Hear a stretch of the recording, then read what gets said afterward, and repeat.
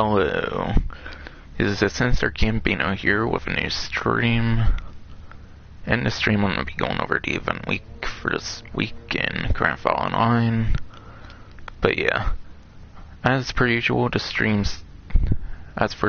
event week started on early Thursday, and it goes until this early Thursday. And like I usually do, for some reason I got to it on an early Tuesday. Though actually I did attempt to do this on early Monday.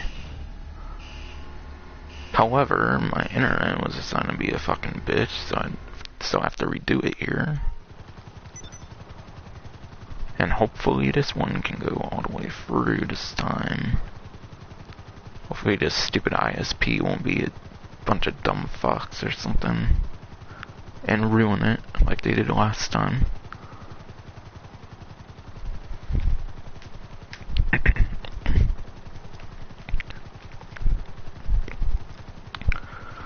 But yeah, going into the title of the stream, there's 3 times money RP on mobile operations. As far as I'm aware for the Cayo Perico Heist event weeks, as far as I'm aware for all the different event weeks during the Cayo Perico Heist DLC, I don't think they've done a single time where they've done 3 times. I know they've done 2 times, but I don't think they've done 3 times yet for the current, like, DLC. So I went with that for the title. But yeah. There's also triple money RP as well for stockpile.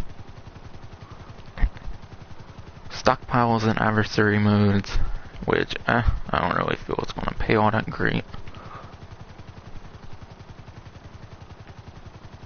Though at least with stockpile, you can do it right from the pause menu. Mobile operations, you have to go into your mobile operations center to start them up, so it's more convenient to start that one up. I'll go into a tiny bit more detail with all these, of course, later on, but yeah.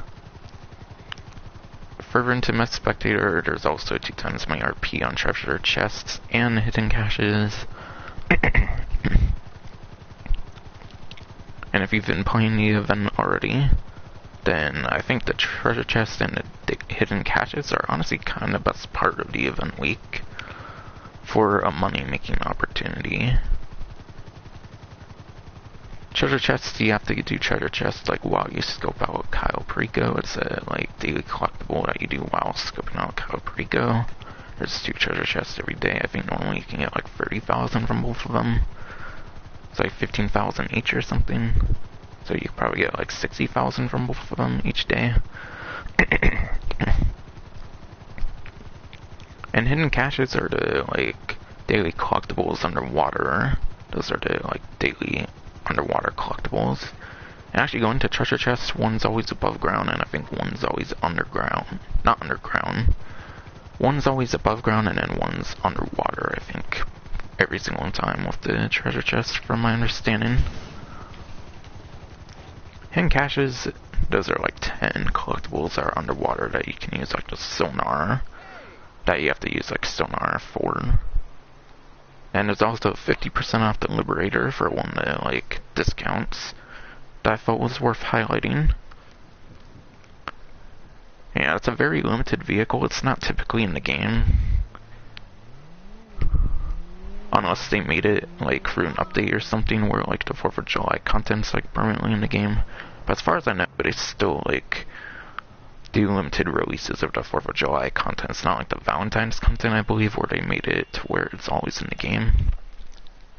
And yeah, podium vehicle for the week, I believe it's a hot ring saber with like an American flag like livery.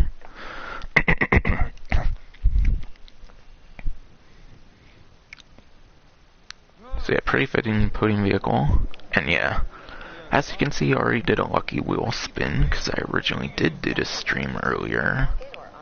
But of course, internet wanted to suck. Of course the internet wanted to suck, of course. And the ISP was being a complete utter bitch, so yeah. What I got was just a thing of clothing. As seen there, I literally got clothing the last time. So yeah, that's unfortunate. Unlike usual, I can't show off the wheel spin. Because I did do the stream one time, but it ended all of a sudden randomly, because ISP was being done.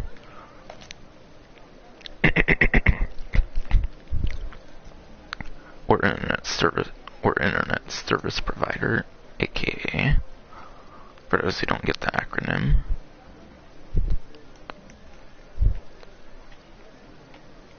But yeah, the Class A Hot Ring Saber, getting a vehicle will save you at least $830,000.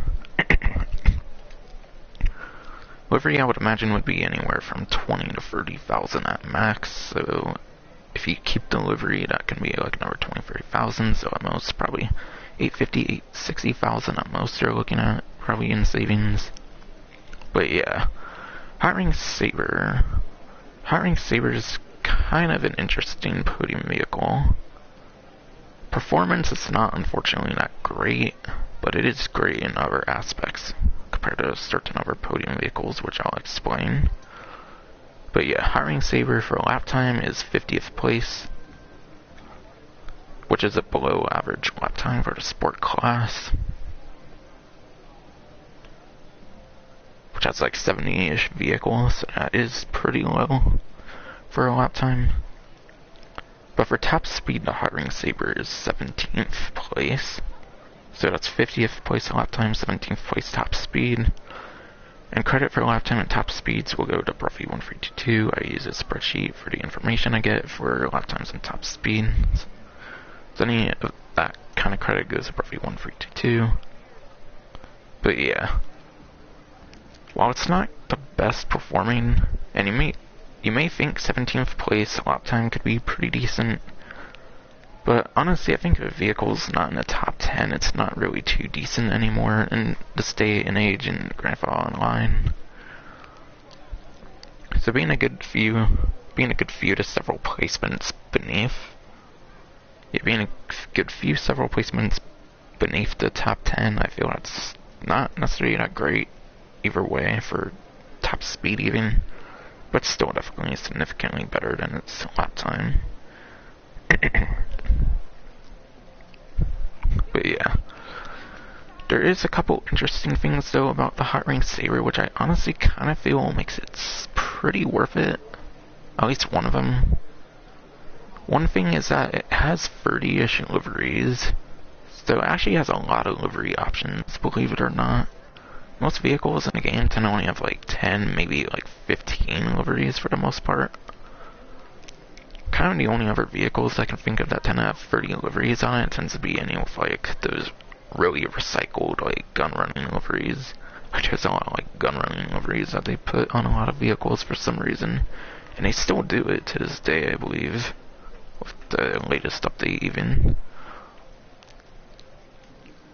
But yeah, this one has a lot of very unique liveries, kind of, and it has like 30 liveries, I recall. Still lots of liveries to choose from, so you can really customize this ride pretty decently. And yeah, while it's not great for performance, I don't necessarily think it's great in terms of customizations either. Probably the best customizations it probably has is probably the liveries I mentioned, which is above average compared to most vehicles, which I mentioned. But yeah, there's something else also, and it involves like a money opportunity. It's not a double or triple for the event, but it's good to keep in mind when getting this podium vehicle, if you get it as a podium vehicle, or if you own it at all, whether you buy it later on or currently have it as well. The Hot Ring Saber actually has its own money opportunity, and not a lot of vehicles have a highly exclusive money opportunity in this game.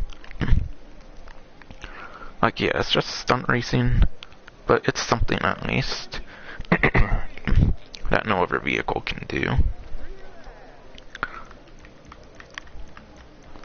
But yeah, currently in the game there's 10 maps, and it's actually pretty interesting for stunt races. It's actually a type of stunt race that actually allows up to 30 players. A lot of stunt races I don't think actually allow for 30 players, like a lot of them are actually 16 players at most, I believe. 30 players is pretty huge for a stunt race, believe it or not, for a Rockstar created, I believe. So like if you do very good against 30 players hot ring circuit, that could be a decent bit of money, I imagine. Normal or double or triple, of course. So yeah, this fact it has its own money opportunity. That makes it a very top tier vehicle I would definitely get. If you have a ton of money to spend, that is.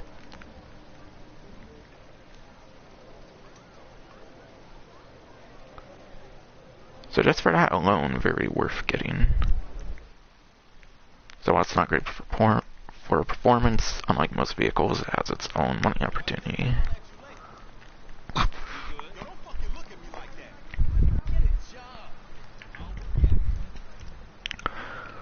Now, this is where I started having the issue where my internet just randomly went out, of course, the last time, so that better not happen this time. Anywhere in the stream as well, even. But yeah, premium race for the week is Down the Drain for the muscle car class, which takes place in the Storm Drain. Now, most races tend to have a lot of lap time, but I feel this one actually has a lot of top speed. Because if you look at the Storm Drain, there is actually kind of a lot of straights, and if there is turns, the turns aren't necessarily that bad. So I feel top speed might actually be better off in this case, rather than lap time, like in most races. So for that reason, I'll go over top speed in muscle cars, top 3. But yeah, first place for muscle cars for top speed is the Pisswasser Dominator. Pisswasser Dominator, I believe it's a free vehicle if you actually have a 7th generation and an 8th generation version of Grand Theft Auto 5 and Grand Theft Auto Online linked to the Rockstar Games Social Club. If you have like a PS3 360, Xbox One, PS4, and PC, any like 7th gen and like 8th gen version of the game, if you have 2 versions of the game essentially of certain types, I believe you do get the vehicle for free. As long as they're linked to the Rockstar Games Social Club, of course. Otherwise, I believe you can actually get the Pisswasser Dominator for like 100, like 200,000 at most, I think. So even if you don't have it for free, it's not expensive for the stock vehicle, I'm pretty sure. But for those who have the Pisswasser Dominator for free, especially a very good one to get for sure. Number 2 for top speed for the muscle car class is the Gauntlet Classic Custom. I believe that's a very recent vehicle that was added in the Los Santos Summer Special DLC like around a year ago. And having custom in the name, you know that it's a Benny's vehicle. So not only do you have to buy the Gauntlet Classic, you also have to customize it into the Classic Custom. And the like normal vehicle itself is probably like a few 100,000 or something, so the upgrade might not be necessary too much.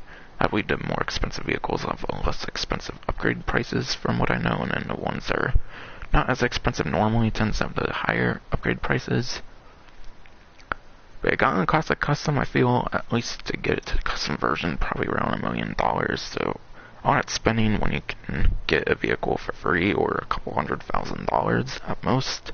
For the stock vehicle, not really that worth going for the Gauntlet Classic Custom, which is 2nd place top speed beneath the Pisswasser Dominator anyways.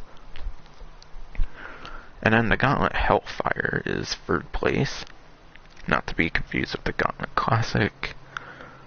Again, I believe that one's like a few to several 100,000 at most for the stock vehicle for the Gauntlet Hellfire.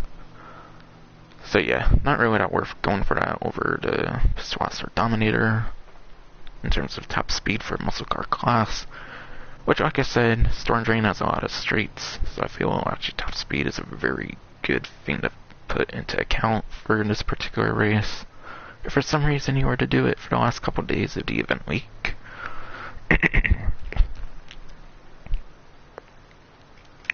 Time trial. Regular time trial is Storm Drain. Wow, that's ironic. The premium race is in the Storm Drain, and so is the time trial. But yeah, I'll go over couple options for top speed for supercars and then also motorcycles. I'll start with supercars because I don't feel supercars are that great to use. But being in the storm drain, you shouldn't encounter any traffic, so you could maybe get away with doing a supercar more so than in most time trials.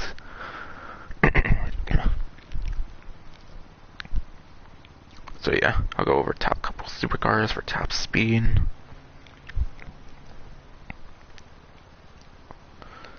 But yeah, first place for the supercar class goes to the P-Fister 811.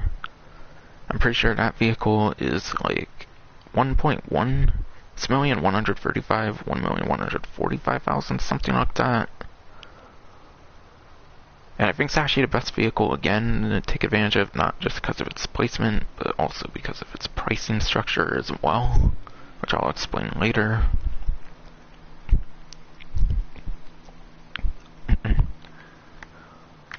But yeah, P-Fister 811 I believe was like a mid-2016 release with like the Finance Felony DLC, so on the Legendary Motorsport website you'll have to go quite a ways down to find it. Number 2 for top speed for the supercar class is the Principe Devastate 8, and that's for the Doomsday Heist DLC, so I think that was late 2017. So you won't have to go as far down on the Legendary Motorsport website to find it. But yeah, if I didn't say, it's 1.7, 1.8 million for the Devastate 8, if I recall. So that's automatically more so than the P-Fister 811. So I wouldn't go for second place if you don't have the vehicle already. And then finally, third place for top speed for the supercar class is the Banshee 900R. Banshee 900R is actually a vehicle, again, that you have to modify at Benny's. You have to modify the regular Banshee, which is 130,000 at Benny's, the upgrade price. And being a pretty cheap vehicle normally, probably has a pretty expensive upgrade price. So when you upgrade it for the stock vehicle, it's probably going to be like around $1 million, so it might be a tiny bit cheaper, less than a P-Fister 811 if you put that into account.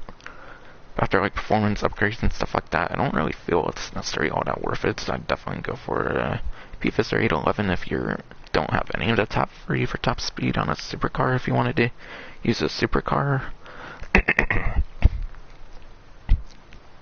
But yeah, don't really recommend it, especially in the days of Cayo Perico Heist where you can make easy $1 million in like 1 hour, even less even. And then if you're not going to use a supercar, you're probably going to be using a motorcycle, I imagine. Which motorcycles, for the most part, I feel are absolutely a must.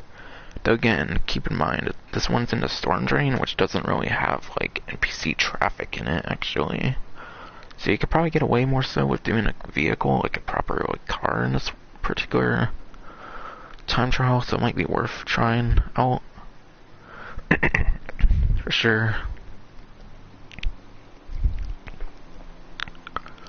But yeah, couple of top speed options for the motorcycle class. First place for the motorcycle class for top speed goes to Manchester Scout. Manchester Scout is like 100, 200 something $1,000, and it's from the latest Cayo Perico Heist DLC. But yeah, Manchester Scout overtook the BF400, which is the number 2 for top speed as of the latest update. So yeah, not that expensive for the stock vehicle. So you can't go wrong with it, obviously, if you want the number 1 top speed option. But there kind of is a better option still, which I'll mention, because it's not top 3 in lap time. Because one of the motorcycles I'm going over is top 3 in lap time and top speed, so it's not necessarily the greatest. But like I said, there's a lot of top speed technically in this one. A lot of straights, I feel for sure in that one, no doubt, being in a storm drain. I know it definitely doesn't have as much turns as the premium race, I know for a fact.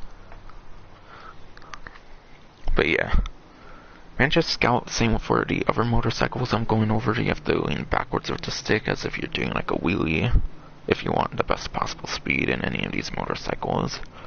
There's a couple in the game that you have to do forward with the stick, similar to like an ATV in this game.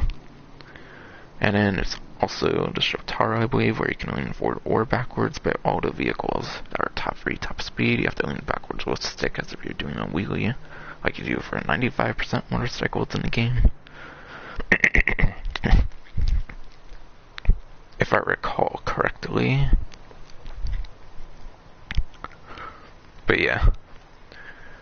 Number 2 for top speed for the motorcycle class goes to the BF400, which got dethroned as of the latest update with the Manchester Scout being a thing now.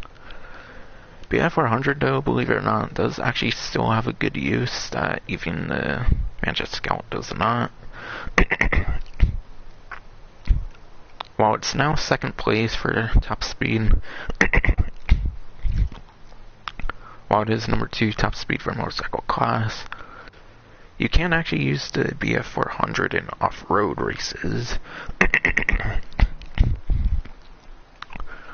So not only can it be a decent motorcycle for this particular time trial, it's also usable in off-road races, which off-road races mostly has a lot of like car type of off-road vehicles, not a lot of like motorcycles, so not having a vehicle that takes a lot of space can give you quite the advantages in off-road races for sure. So BF400 is also useful for off-road racing, for that one in particular.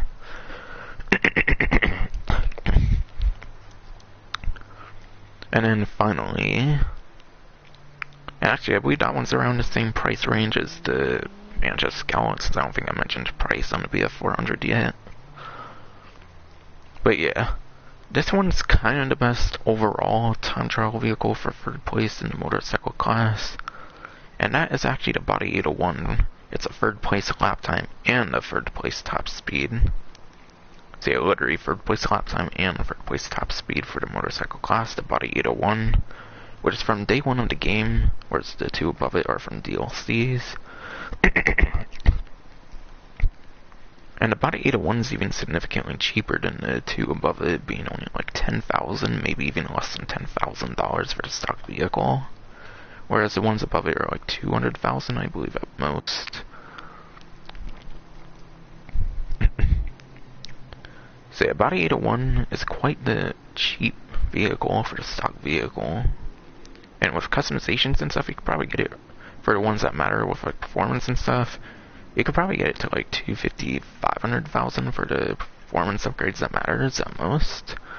Body 801 is the best, probably the best option you could use for any time trial, honestly, being the only one of the vehicles I mentioned that's top 3 in lifetime and top speed. So I typically go for supercars and motorcycles for regular time trials. So Body 801, even though it's number 3, is actually the one I recommend, I'd say, for any time trial. Though, like I said, not a lot of like NPC traffic, like there's not really any NPC traffic, and there's a lot of straights, so you could probably get away with the Manchester Scout on this one, if you wanted better top speed. But yeah, overall, if you wanted to not take much of a chance on it, I would go with a Body 801, no doubt. And finally, RCB and Dado time trial is the Quarry one. Davis Quartz. But yeah, I don't have an RCB and Dado time trial guide on this time trial yet for RCB and Dado time trial. But yeah, not much advice I can think of, because RCB and Dado time trial, there's not a lot of advice really for it. Since there's only one vehicle you can use, so since there's only one vehicle, really not much advice that I feel could be worth giving. One thing I do remember though is like when you get over here near the end of the time trial, you might want to do like a jump boost. It's like the one time where a jump boost on the RCB and Dado can actually be useful for RCB and Dado time trial. Like, jump boost is useful if you're in a huge straight in a time trial, I believe, because I believe it does increase your speed if you do a lot of jumps with the jump boost. But the like one time where you're for sure going to get a lot of use in the jump boost with time trials would be with this jump here, I believe. We just jump over here near the end of the time trial.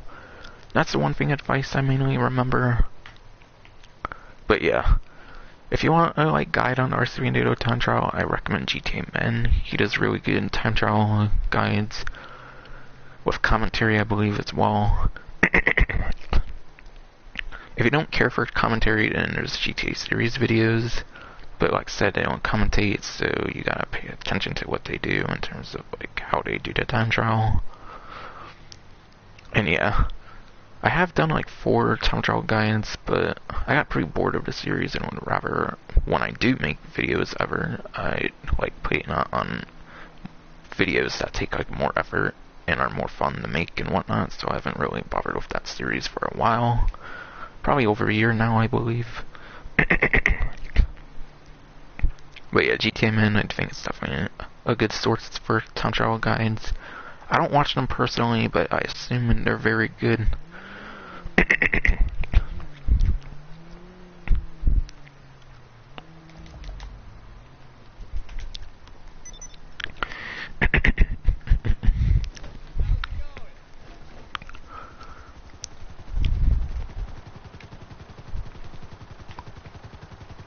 But yeah.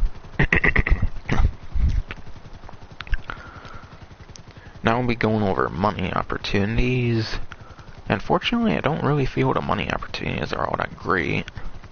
You would expect with a 4th of July event week that they would do a really good event week. I believe other times during 4th of July they've actually done like businesses before, but I don't think they've done a single business for this. I don't think the 4th of July event week has a single business on a money opportunity.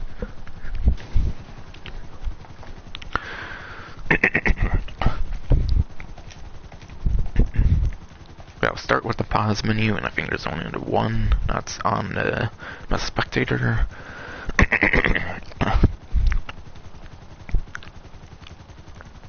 I think all the money opportunities I managed to fit in the title and the spectator, so I don't think there's a single money opportunity that's not covered in the title or the spectator. But yeah. As per usual, stockpile 137.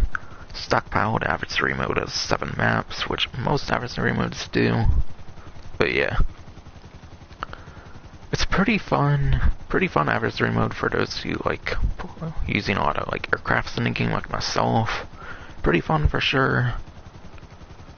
But yeah, there's so many adversary modes in the game that obviously I don't really remember much in terms of how they play out. That's what happens when they do a lot of adversary modes, is they're pretty forgettable, unfortunately. But I'm certain it can be some pretty decent money. If you're not a huge fan of the daily collectibles, then Stockpile can probably be one of the better money opportunities in the current event week. Because unfortunately I don't really feel there's much of a money opportunity. So for some reason you don't really like doing the daily collectibles, I suppose Stockpile could be a pretty decent money opportunity this event week for the last couple days now, since of course the internet had to be a bitch last time when I did the stream on early Monday.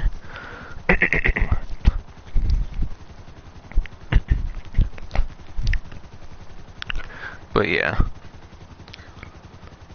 Also, apologies for how I sound right now, but my throat's pretty fucked right now, apparently. It is a lot of times for some reason, but yeah. Just thought I should mention it. But yeah. That's Stockpile. You can probably make some decent money, of course. It's probably pretty easy to win if you have a really good team. I mean, there's not really much to mention about it, like I said, because there's so many adversary modes in the game, it's hard to know.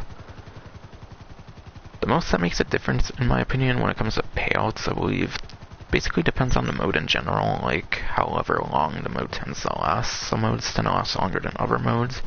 I feel Stockpile, I remember that one can last kinda long, so you should probably make some decent money on that one. It's not one of the quicker adversary modes from what I recall, at least. So I should make some pretty decent money on that one. With enough time. Probably only want to make like 100,000 per like whole game you play, personally. but yeah. When the money opportunities aren't necessarily that great, it's not that bad at least, but still. Might as well just still stick to Cayo Perico.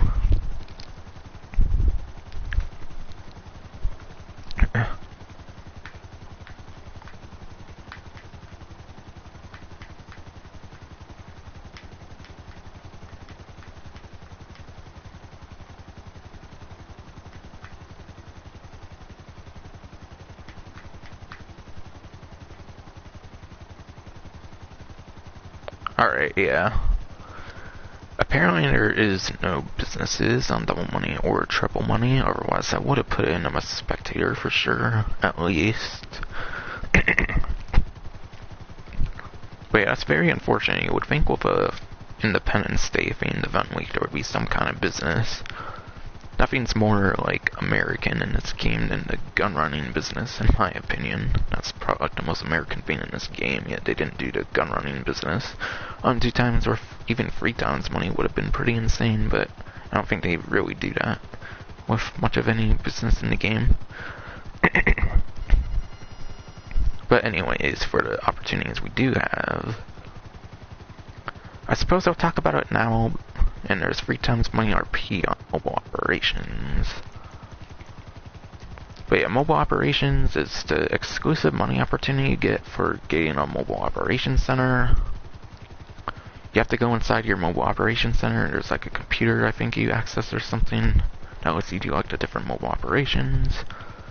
Essentially, there are missions in the game that allow you to get a lot of different trade prices for a lot of like vehicles from the gun running DLC. So probably the most useful thing they allow you to do is get some discounts for some gun running vehicles. Besides for that, in terms of usefulness, not really that great. Like literally, every time you want to host a mission from the mobile operations, you have to actually do your MOC. You have to go inside your MOC every time you want to host one of the missions. It's not something you can just access from the pause menu, unfortunately. So yeah, unfortunately, not really that practical. At least stockpile we can do right from the pause menu. So because you have to go right in your MOC, I feel it's too much of a hassle. I feel it's kind of too much of a hassle, in my opinion, for it to be all that worth it. I mean, but I don't doubt it's probably one of the better money opportunities for the event week. Because the daily stuff, the treasure chests and hidden caches, you can only do those a certain amount each day, obviously. At least mobile operations stockpile, you can do them as much as you want in a day. Whereas the treasure chests and hidden caches, there's a limited number of them each day. So yeah, no doubt it can definitely be one of the better money opportunities, but the hassle of having to go to the MLC to host every single time, and obviously you can join them. You can join them without going into someone else's MLC. But yeah. There's a lot of different missions too, so it's hard to mention it, especially like which ones are good, which ones aren't, when I haven't done a like particular video on it or anything. But yeah.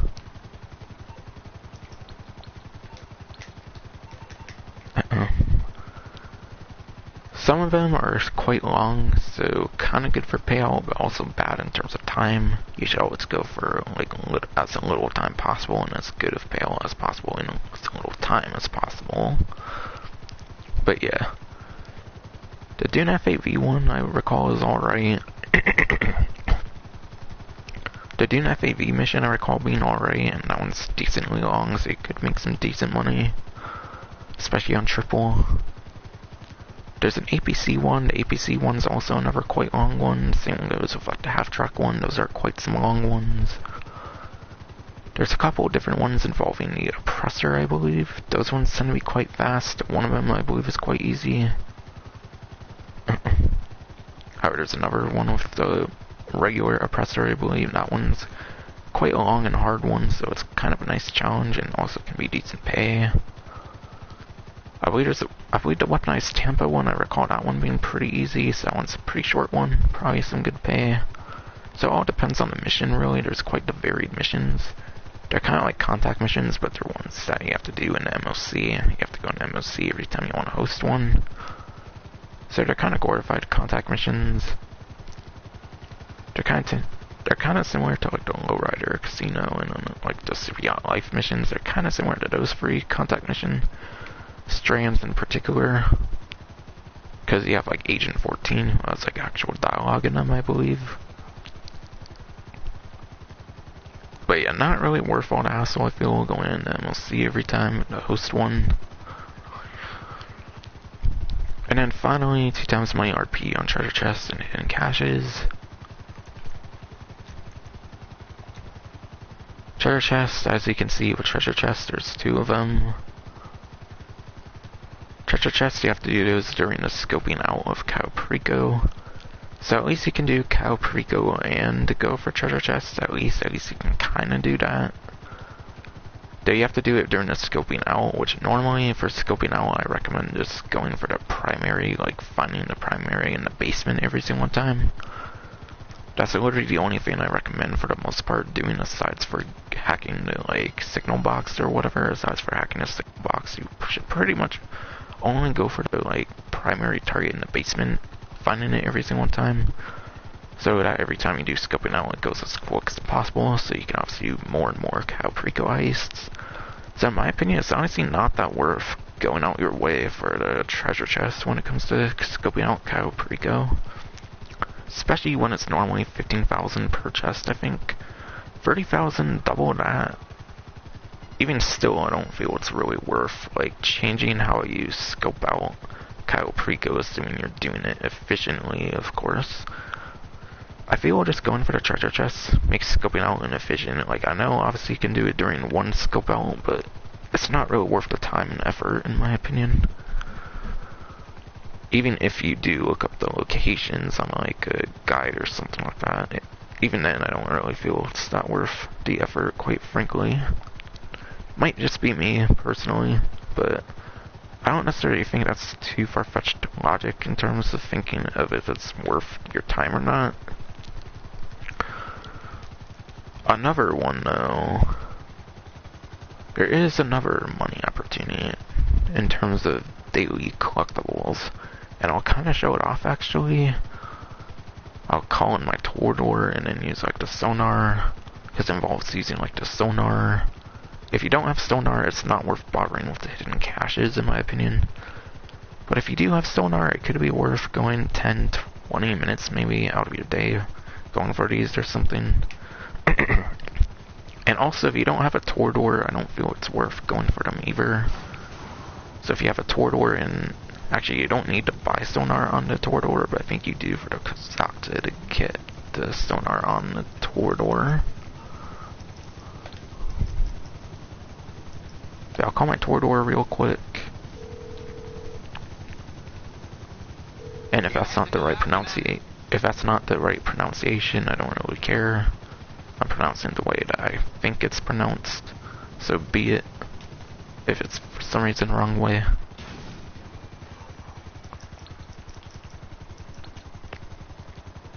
But yeah, if it'll let me spawn it, which I might have to go on one of the like white roads there.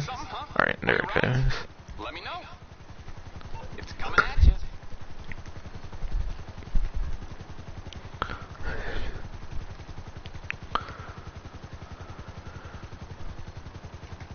Oh, come on, it's all the way over there. I'm fine there, I'm not walking there. Fuck that.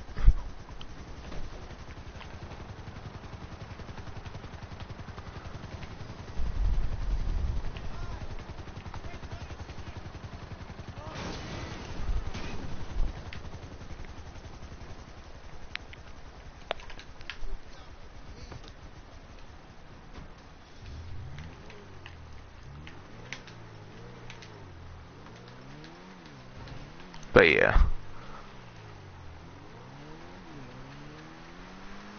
I kind of forget what the button is. I think you're supposed to hold right. Oops. I think you're supposed to hold right, like underwater or something, or press it. Oh, right, R3, okay. But yeah, sonar. With the latest update, Cayo Perico Heist, obviously it's daily collectibles that added, but not only that, but sonar was added as well. Like I said, I think you need to buy the Kosaka. I think you need to buy the Kosaka's like sonar station for every single vehicle to have sonar. And there's only a couple vehicles that have sonar. one vehicle is obviously the Kosaka, which I believe you need to buy the Kosaka sonar station to get sonar for any vehicle that has sonar. So while you don't directly buy sonar for this vehicle, I think you have to on the Kosaka to get access to sonar on this vehicle. Same goes for the Kraken and Visa. But yeah, obviously, that's the way you buy sonar for all vehicles, just buying a sonar station, I believe, for the Kosaka. And when using sonar, it lets you locate the different daily collectibles. Basically, it's very similar to the sonar in single player. There's like the nuclear waste and like the submarine stuff, I believe, in single player. But yeah, as you can see, there's 10 hidden caches. And normally it blinks. So there's some moments where you see them and some moments where you don't. But yeah. Normally just going for them, like going out your way much for them isn't what I would advise. I watched a professional and he had a really good, like, method, I feel, for the hidden caches, which I kind of thought of myself because I was aware of the point of interest feature. But yeah, the best way to go about these is you want to use the point of interest feature that's on the map, which, at least on PS4, you do triangle. Xbox One, I'm pretty sure it would be like Y. I believe Y is the button on top. Which actually I've been playing a lot of 360 GTA 5 recently, so I think I know that for sure, that it is Y for Xbox systems. And what it is for keyboard on PC, I don't know. And then obviously whatever control you use on PC, it will be the same, I imagine, as well, if you're using a controller on PC. So you should use the point of interest feature on the hidden caches. That's basically the best way to go about it. So you don't have to rely on whenever they constantly show up on the sonar. Obviously it's best to have the sonar on, but you could turn it off at that point once you put the points of interest on, for the most part. But what you should probably do is do a lot of like free mode money making. Like you should probably make a lot of like money making in free mode. So just do a lot of stuff you would traditionally do for making money in free mode, and like when you're close to the like collectibles, then go for them. So you're not like you're not going too much out of your way for getting the collectibles. That's definitely the best way, I'd say, to go about it for sure.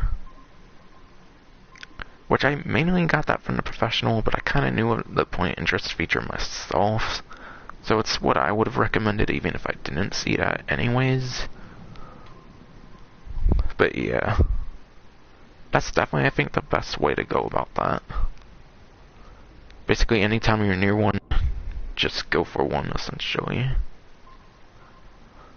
I wouldn't go like entirely out your way for like all 10 necessarily for like 10-20 minutes. Like obviously when you're making money, you're probably not going to be in all 10 of those locations. Like anytime you're making money in a certain location, go for one.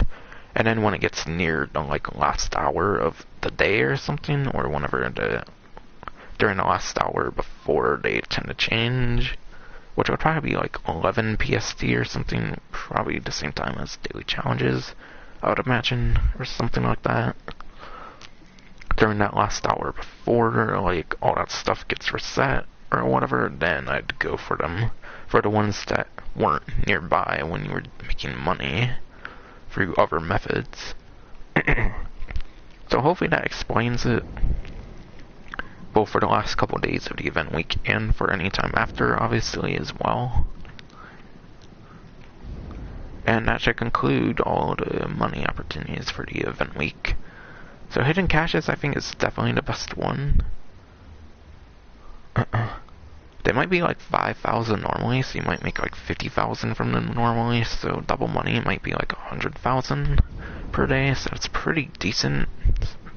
Definitely pretty decent for sure, I'd say. But obviously, it's even better when you get double on it. And unlike the treasure chest, which I don't recommend going out your way for at all, regardless of how you do it, because it's best to just scope out the primary and then be done, in my opinion. So you're spending as least time as possible on scoping out on Cayo Perico and not wasting time on treasure chests to give like 15,000 to 30,000 per one.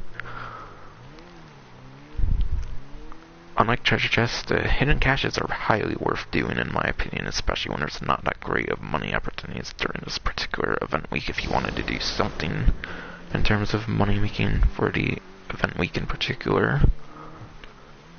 That's on 2 times or 3 times, obviously. But yeah, hopefully I explained it good enough there with all of what I've been saying. But yeah, I actually didn't talk too much about the vehicles actually. Kusaka is a very huge vehicle. It's not going to be able to maneuver all that much in the water. So I don't recommend picking them up with the Kusaka because it's too huge, obviously. The Visa's a lot smaller, being a miniature submarine. But the Visa's very slow and it doesn't have a rocket boost. Torador's pretty fast and has a rocket boost. So obviously I recommend a Torador in terms of vehicle you should use for sonar capabilities. And yeah, once you have those points of interest on the map, you don't necessarily have to use a Torador or whatever anymore. I still recommend using the Torador for collecting them even after points of interest though. But it's practically the best vehicle for going underwater now.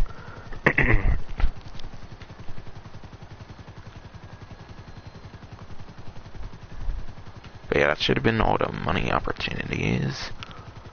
Now I believe there's like clothing stuff as well. And I think one of the login rewards I remember being new as well. The one time I did the stream, and of course the internet wanted to be a bitch, of course, so it got ruined.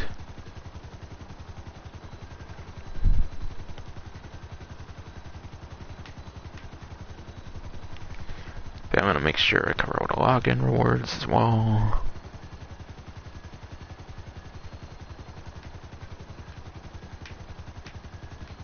But yeah. There's a BCTR shirt or otherwise Blaine County Talk Radio tee. So there's a t-shirt apparently for Blaine County Talk Radio. And I remember it being brand new for me. And unless there's clothing stuff that requires you to actually do something in the game, I tend to typically get all of them. I don't really go too much out the way for clothing stuff that requires doing things in game, especially if there's no like money opportunity for the task you would have to do in that case. When it comes to other event weeks, I mean. But I'll show off the BCTR and the Blaine County Talk Radio shirt, because it is a brand new one, at least for me it was with this event week. So I don't actually think they've given it out before.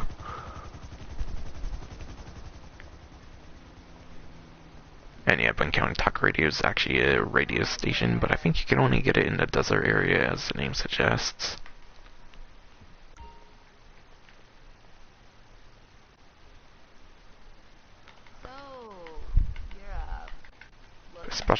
Special tops, radio stations. Okay, I would have thought it would have been a radio station. I think it should be, obviously. Okay, that's weird. That's in the unlock section, not the radio. It has a radio around the name, but it's not in a radio station. That makes like no sense. But okay. But yeah. It says it's part of Los Santos Summer Special, but I don't remember them giving it out whatsoever. So maybe they first created it during Los Santos Summer Special, but I don't remember them, like, making it available through any way, shape, or form until this event week. So I think it's the first time they've provided this one in particular. But it's been created since Los Santos Summer Special. But yeah, wood right in blue, very patriotic. Looks like a bald eagle, pretty cool design in my opinion. I actually think I'm a 4th of July Independence Day. I just thought about it right before starting the stream, but the hat on my character made me remember that my character is practically always patriotic, because it's the like outfit I have for my channel, obviously. To go with the red. I feel like all the stuff I have is some of the closest stuff to my channel I feel I could put on for my character. For sure.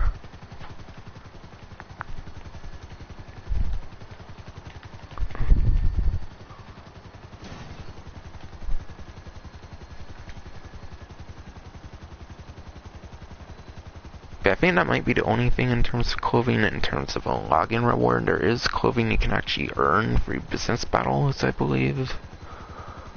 Which I'll go into now as well, I suppose.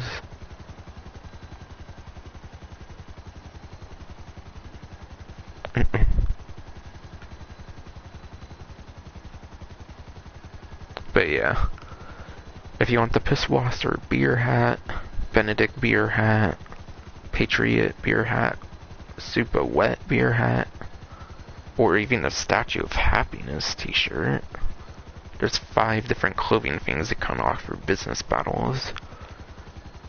But yeah, there's event business battles for the event week, which allow you to get the Pisswasser, Benedict, Patriot, Super Wet beer hats, or you can even get the Statue of Happiness t-shirt. I think with beer hats though, there was a time where everyone like unlocked them or something. Like they might have given out all the beer hats at one point, if I recall. Because I think I have all the beer hats. Yeah, I don't remember back on like 7th gen GTA doing like all the different like crate drop things or whatever. I don't think I got like all the beer hats when they first released, I think on the 7th gen. So I don't entirely know how I got the beer hats, but I think I do have all the beer hats. So they've given it out to everyone on purpose, or it might have been an accidental release at one point, so you might have all the beer hats. But I don't think I have the Statue of Happiness t-shirt, so that's a pretty rare legacy like clothing item that you can unlock right now for the last couple days. Assuming you get it from the event cargo for any reason.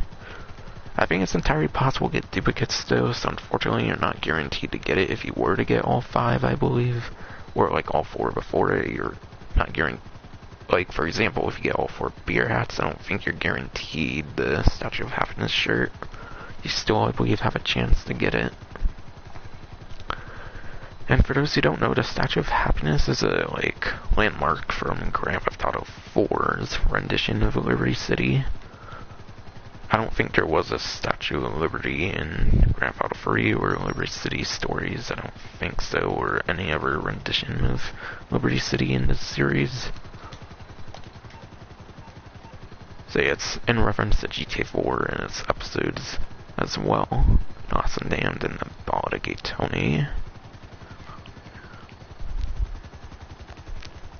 So yeah, Statue of Happiness t-shirt might be very worth going for in terms of the event business battles. And for business battles, there's actually a good way to guarantee business battles. And that's if you have 3 to 5 players. If you have 3 to 5 players in the game, you're practically guaranteed to get business battles in terms of any like free mode opportunity. Once you get 6 or more players, I believe free mode events can spawn as well. And free mode events will like decrease the frequency of business battles because you can only have a like business battle or a free mode event. You can't have both going at the same time. So yeah, the best way to get business battles is to have 3 to 5 players, and you can do that in an invite only, like myself even.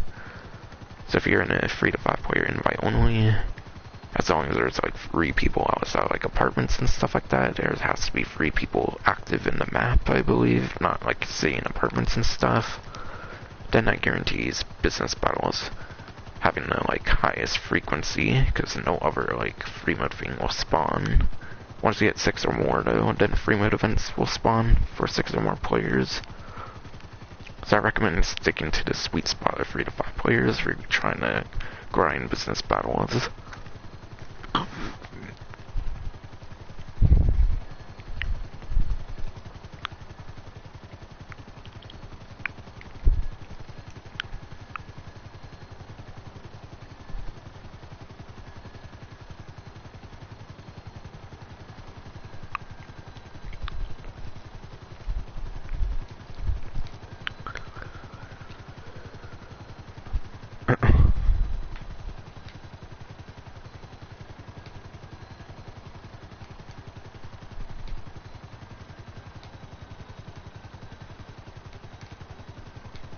But yeah, last but not least, I think there's discounts. I think that's the only thing I haven't covered yet is the discounts. everything else should be covered at this point.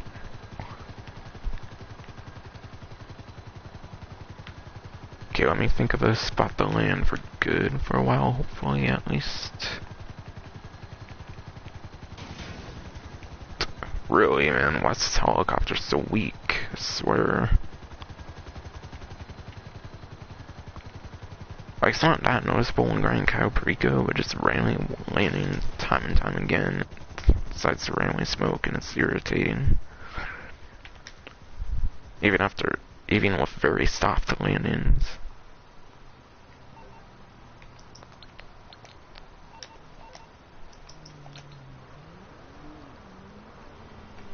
Yeah, I'll start with property discounts. There's a lot of discounts that aren't really on a website, and I'm not going to go to all the different places to show it off or anything, because that would be a huge time investment.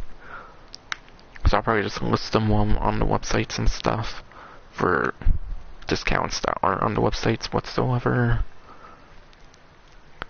But yeah.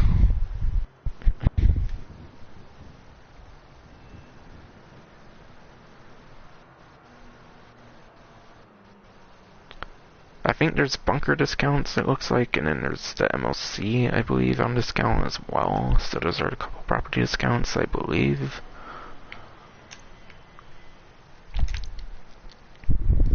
So yeah, bunkers.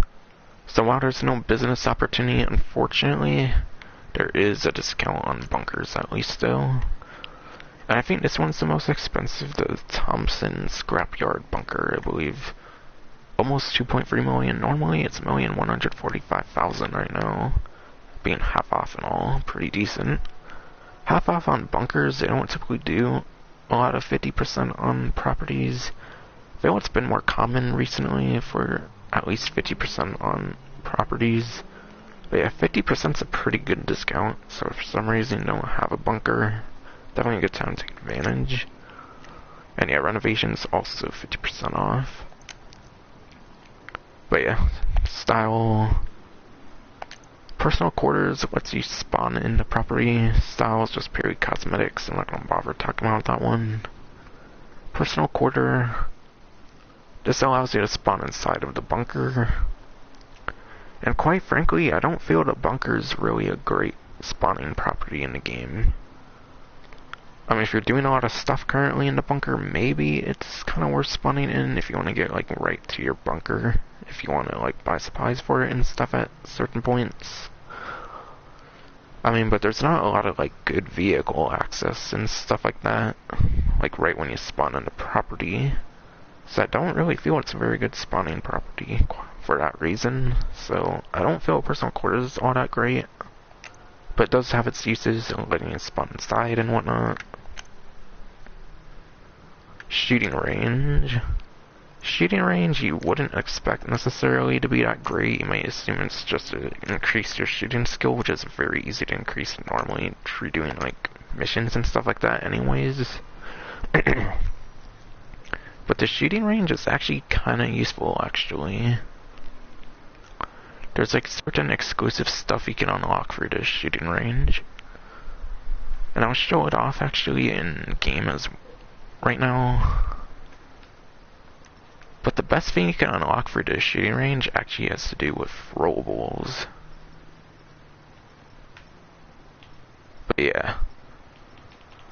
Normally you can only hold 25 grenades. I don't know why I have 28 grenades right now instead of 30. But normally you're only allowed to hold a max of 25 of most rollables like grenades. Sticky bombs, as you can see, I have 30 there, not 25. Proximities, normally you're limited to 5, but you can actually get up to 10 proximity mines. Pipe bombs I think might be limited to 10, but I believe you can get to 15. Tear gas can also get to 30 instead of 25. And Molotovs can get to 30 instead of 25. The way you get that increased rolling capacity is by doing a certain amount of the shooting range challenges with the shooting range. That's the best reward you can get from the shooting range right there. Besides for that, there's some pretty cool like weapon tints you can get. You can get like silver and like You might be able to get like a gold and platinum weapon tint, if I recall, by doing some of the shooting range challenges, like a certain like level of them and whatnot.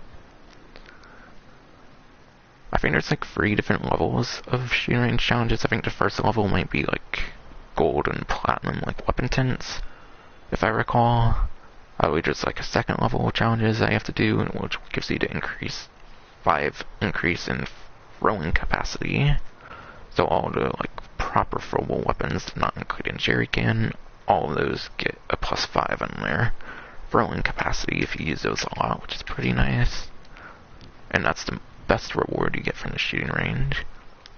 And then I believe the only other rewards is a bunch of like clothing rewards. So a lot of cosmetic stuff, but you can get that nice increase in throwing capacity.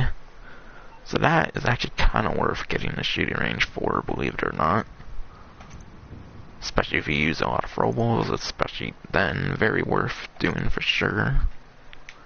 So for those who don't know how to get the increase in throwing capacity there, that's exactly how you do that, is doing stuff with the shooting range. Doesn't matter which one you get, they both get the same amount of challenges, I'm pretty sure. So very worth getting that if you want that increased throwing capacity. Gun locker. Gun locker is pretty self-explanatory, allows you to store your weapons. And there's actually properties in the game where it comes with a gun locker. So certain properties you don't have to actually pay for the gun locker, I'm pretty sure. One that comes to mind, I believe, is the nightclub. I think the nightclub comes with a gun locker. So it's not really that worth getting a gun locker for this property. If you don't care for all the different gun lockers in the game, then I would definitely just get a nightclub or something if you want a gun locker that bad. And then transportation. Very worth getting transportation, considering how big the bunker is. Now, it's not really that necessary in my opinion, even then. I mean, but why would you pass up on transportation in the bunker? I would definitely go for it for sure. But definitely the one that's probably the most worth getting in my opinion is the shooting range for that increase in throwing capacity, believe it or not. And then the personal quarters for spawning inside as well. So these 3 are technically the best renovations, I'd say, to go for at minimum. But yeah, bunker. Bunker is a pretty good property, believe it or not. For those who want to know what the bunker does, bunker gives you access to a passive business. Buying 1 thing of supplies, if you have the staff and equipment upgrades, there's staff and equipment upgrades, those increase your like product that you can get. Buying 1 thing of supplies makes it a very solo friendly business. So it's a very good passive business in the game. Not as good as the nightclub, but still a very good passive business in the game. Nightclub is very solo friendly for the most part, no matter what, I'm pretty sure. Yeah, nightclub is pretty much always solo friendly, but the bunker is even solo friendly as well, as long as you stick to buying 1 thing of supplies. If you buy more than 1 thing of supplies, then you're probably gonna need friends to sell your stuff pretty much, like in full. But buying 1 thing of supplies every now and then, that one can be pretty decent. You can definitely easily make your bunker money back for sure, through the business in the game. Bunker is actually one of the best couple businesses, let's say, in the entire game, so definitely don't sleep on this property discount. Whether you're getting your first bunker or you want to upgrade to a better location or something, definitely a good one to take advantage of. But in the days like Cayo Perico, not necessarily all that necessary, but still. And then the MOC. I think that's the only other property discount is the MOC. Oh, there's also Kasaka stuff as well, I believe. That's right. I'll start with the MOC though, since it came out first. But yeah, The cabs, Hauler, Phantom Custom, I want to say those are 40% off.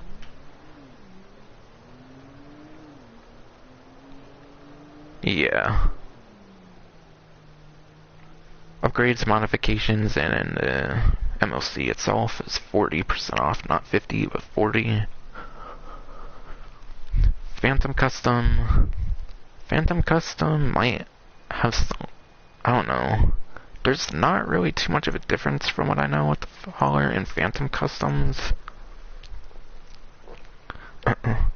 So yeah, you can only own one or the other, unfortunately, unless you use your secondary character, then in a sense you can get both in that way. But yeah, they're not really too different. Hauler Custom being the most expensive one of the two, I imagine that's obviously the best one. You might get more like bullet resistance and like the windows or something in this one for all I know. Could even have the slightest bit more armor, but yeah. For the most part, there's not too much of a difference in the cab.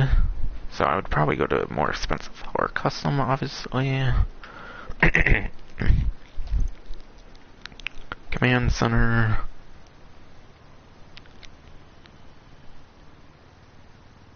But yeah, not really too sure what the command center does. Living quarters, I don't know if you can normally spawn an MOC, but you might be able to spawn an MOC if you get the living quarters, but I don't think it's really worth getting the living quarters. I think the command center would be the better option, obviously. So I think that's how you get like the armaments on it. I think that's how you get the weaponry on it. And the weaponry on MLC is pretty decent. It's something like explosive weaponry. However, I don't think you can change the like guns from one seat like you can with the Avenger. I think you have to sit on the seat you want to use. It's not like the Avenger where you can switch to the different cameras if someone's not sitting in the other seats. So the Avenger is the exact same weaponry and it flies and whatnot, so it's way better with the weaponry. I mean, but the MLC's weaponry is not bad, it's just not that great anymore. So weapon capabilities isn't all that strong anymore. Weapon workshop. But yeah, you'd think, why don't you have the weapon and vehicle workshop? Reason being is that there's a lot of properties in the game that now have the option to get the weapon and vehicle workshop, essentially. You can customize all the same exact vehicles that you can customize in the MOC that you can in the Avenger. So the reason I have a regular one and not the vehicle and weapon one is because there's not much of a point. Having just a weapon one allows me to have an extra bay free, whereas using weapon and vehicle actually takes up 2 slots. So in my opinion, it's actually way better to get the weapon workshop, because that's an extra slot you can have for bay free instead of having it for one upgrade. So yeah, the Avenger allows you to modify all the same vehicles you can in the MOC, and you can also modify all those same vehicles as well, I think, in the Arena now, with the Arena Workshop. I think those are all your free options for modifying certain weaponized vehicles in the game. So certain ones for like the gun running update, the Doomsday Heist update, and whatnot. Those can be customized in the MLC, but I don't recommend having a weapon and vehicle workshop or a vehicle workshop whatsoever. It's just a waste in my opinion. You might as well use it for something better. When you have a limited storage for everything, you can't have all the different bays, unfortunately, in the cab. Instead, for bay 3, I have a personal vehicle storage, which allows you to store one extra vehicle. You might not think one extra vehicle is all that worth it, but still, when there's a limited vehicle space in the game, you might as well go for every single vehicle slot you can. So in my opinion, the personal vehicle storage is the one you should go for bay 3. And if you do the weapon and vehicle workshop, you can't have that storage that you can put in the MOC. So yeah, that's why I have a regular weapon, not weapon vehicle, because it's not that efficient when there's other places that can modify the same vehicles now. Obviously when it first came out, it was the only one that could do it, but now there's not much point of a weapon and vehicle workshop. So obviously might as well just have a weapon workshop, because living quarters is not worth it surely either. And yeah, personal vehicle storage. While one extra vehicle slot's not much, obviously that's one slot you wouldn't have normally if you weren't to have it. And this is the only way you can get that one extra slot, because every slot counts, obviously, when it comes to vehicle storage. So that's how I'd go about bay management when it comes to the bay. And then interior color, obviously that's just purely cosmetic. And you have the primary and then the secondary. So hopefully that explains bay management, like how I would go about managing your bays. And yeah. I already mentioned the cabs, not really much difference as far as I'm aware. And it's really hard to know, because obviously if you only play on one character for the most part like I do, then you're not really going to know much difference in those two. But yeah, I think obviously being the most expensive, hardware custom is probably the better option. And then, yeah. MLC, it's not unfortunately really that useful anymore. I think it's one of the worst. Like vehicle properties in the game now, especially with the Kosaka, the Terabyte, and the Avenger being a thing. Unlike the Avenger, it does have an exclusive money opportunity, similar to the Terabyte and the Kosaka. So 3 out of 4 of these type of vehicle properties in the game have an exclusive money opportunity, all but the Avenger. So the MOC having the exclusive mobile operations, it's still worth getting an MOC just for the exclusive mobile operations. Especially if you want those trade prices on those gun running vehicles, if you want discounts on the gun running vehicles from those trade prices, then definitely get one for sure. Besides for that, you could probably pass on it these days in age in GTA Online. Again, unless you want that extra personal vehicle storage, that's also another good incentive of getting the vehicle. Those are the couple reasons I'd say to still get MLC in 2021. It's the exclusive money opportunity and the personal vehicle storage, and also the mobile operations.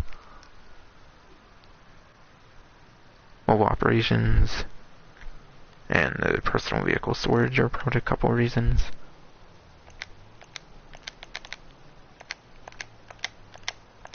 And yeah, MOC has a lot of explosive resistance, so it's a really armored vehicle, which is pretty nice. And if you detach the trailer, you can definitely go around a lot of places pretty decently. So it is a highly armored vehicle, so it could be pretty good for surviving in certain free mode lobbies, but yeah. And then the Kosaka.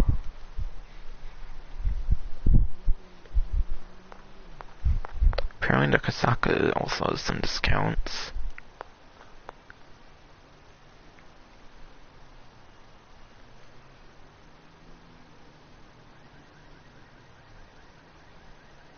But I gotta look for it on the Rockstar News wire still.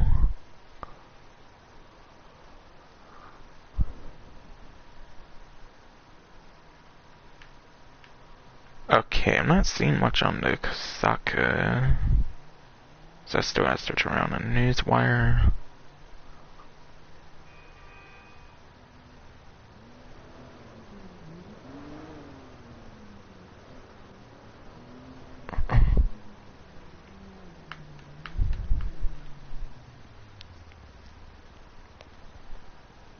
Oh, okay. The decommissioned Kosaka submarine is 25% off, as are all possible customization options. So there's 25% off the Kosaka and renovations. So obviously you shouldn't expect this to be 40% off, being the latest one of the latest DLC vehicles. Vehicles from a current update don't tend to be on like 40% or more, typically. So yeah, 25% makes a lot of sense. So the Kasaka is 25% off. Color is 25% off, so is flag.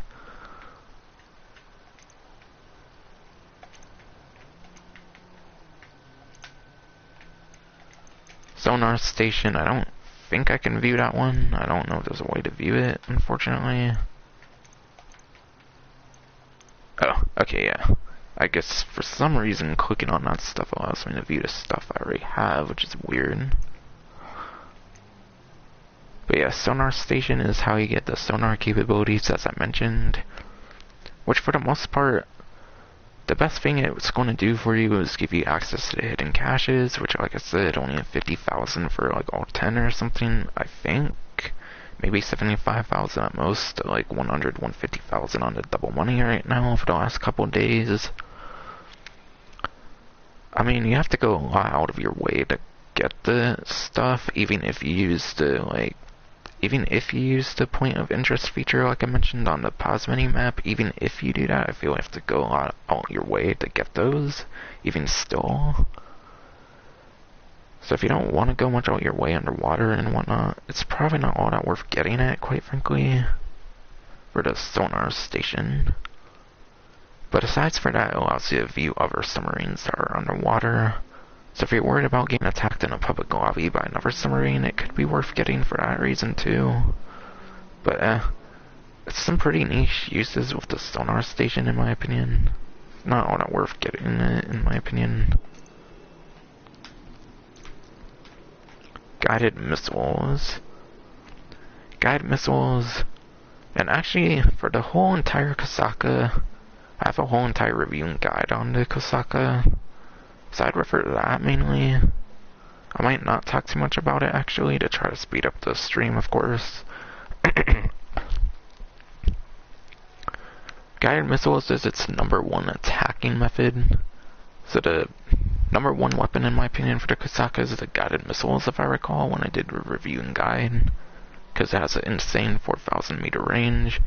There's 2 of them, so if you're a solo player, you can actually hop on one while the other one's cooling down, which is pretty good. And they have some insane damage. They can destroy armored vehicles faster than some other weaponry can.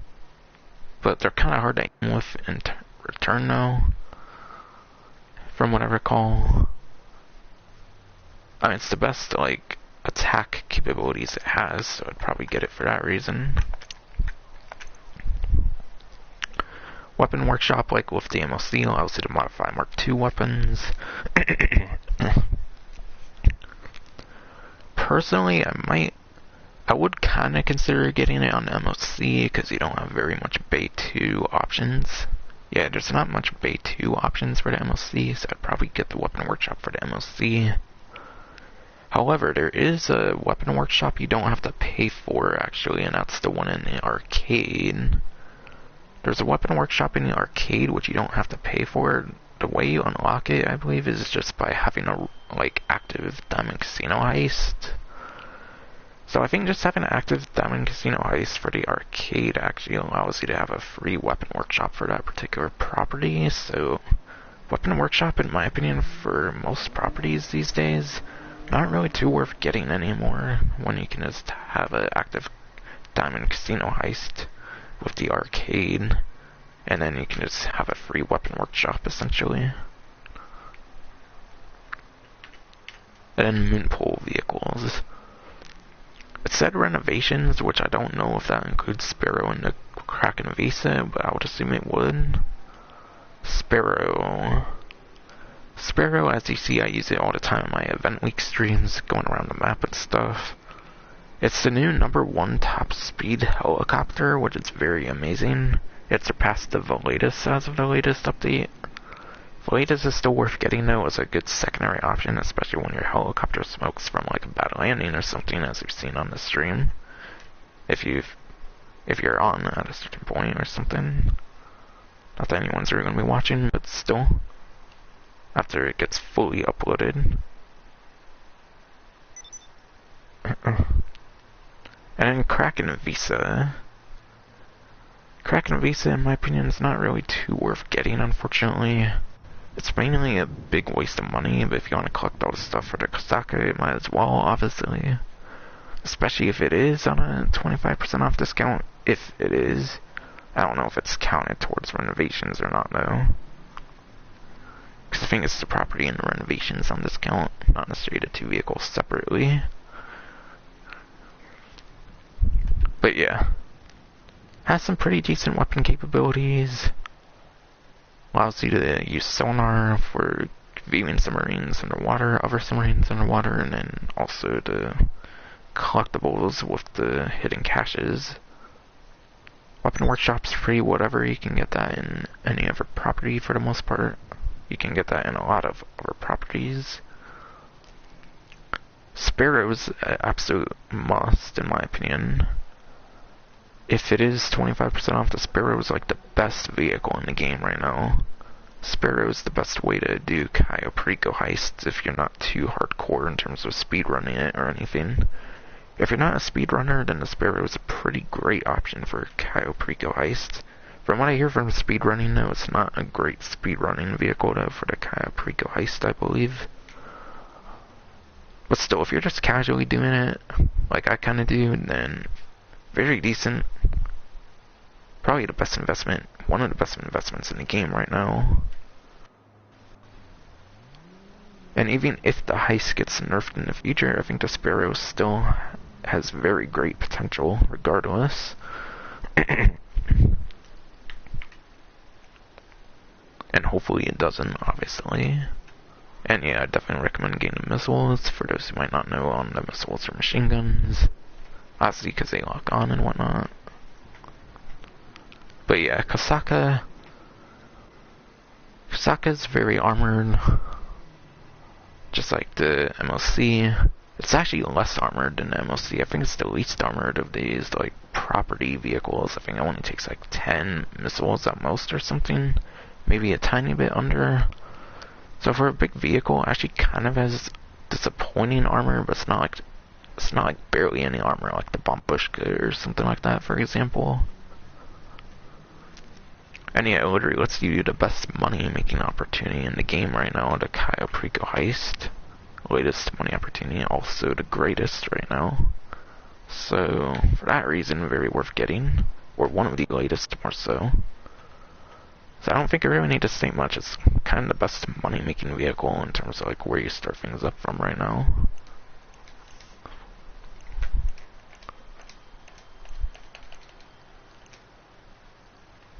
Alright.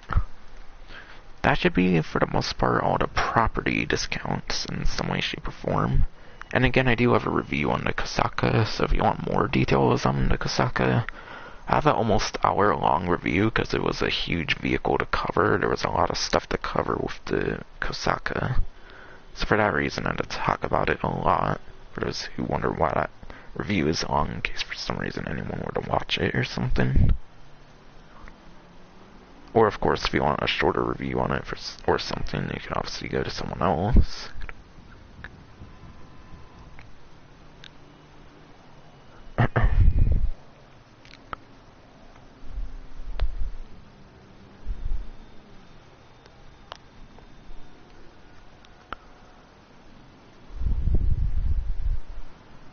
But yeah, for half off Independence Day discounts, I'm not going to go over the vehicle ones yet. I'll go over the vehicle discounts for Independence Day content later on. But Independence Day car horns are 50% off. The Star Spangled Banner horns are 50% off. The musket and firework launcher weapons are 50% off. Firework ammo for the firework launcher 50% off. Parachute tire and parachute Patriot tire and Patriot parachute smokes are 50% off. Independence Day face paints and clothing are 50% off. MOC liveries for Independence Day MOC liveries are 50% off. Independence Day Mark II weapon liveries are 50% off. Independence Day haircuts are 50% off. Independence Day masks are 50% off, and then the Patriot parachutes 50% off as well. And you can actually get the USA parachute bag as well for free, I believe, for that one. So there's the Patriot parachute for 50% off, and then also the USA parachute for free. So a lot of Independence Day discounts. Again, I'll talk about the Liberator and the Sovereign near the end.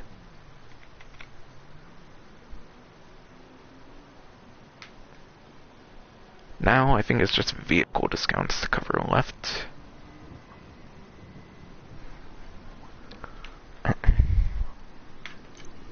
Okay, so I'll check if there's anything on the arena. On the newswire before I actually check on in-game.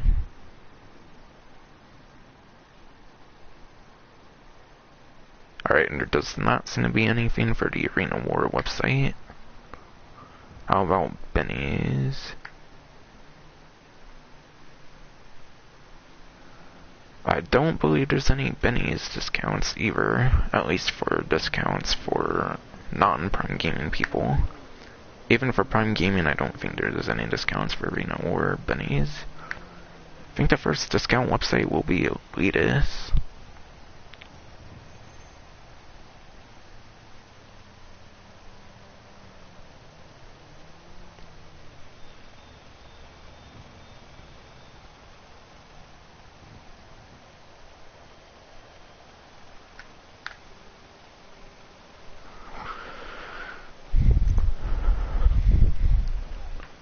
There's a couple discounts on this website. I don't believe the Dodo's on discount, but the Bazero's on discount. And yeah, not being a weaponized vehicle, I suppose I'll go over the performance of it. But yeah. Bazera, instead of being $1,150,000, it's $690,000. Should be a 40% discount, I'm pretty sure.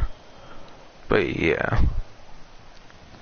Bazera, it's a very great vehicle for going around point A to point B. I mean, it's literally a jet, so obviously it's going to be very amazing for going around point A to point B, so I suppose in that way it's fine. I mean, but it's normally a Pegasus vehicle, so the spawn convenience is not that great unless you make it a personal aircraft. If you decide to put one in your hangar, though, you can turn it into a personal aircraft. And I think actually if you go in the personal, like, hangar, I think you can actually change up the livery. Though maybe for the Bazera it's only a respray, and you might have to spawn different Bazeras to get the livery you want, because I think certain ones work that way. But yeah, for the most part it pretty much just has respraying for modifications if you were to put in the hangar. So it's not really worth a hangar space for sure on the Bazera. So yeah, unless you're going to have one in your hangar for the spawn convenience, I don't really feel it's that great necessarily for point A to point B travel.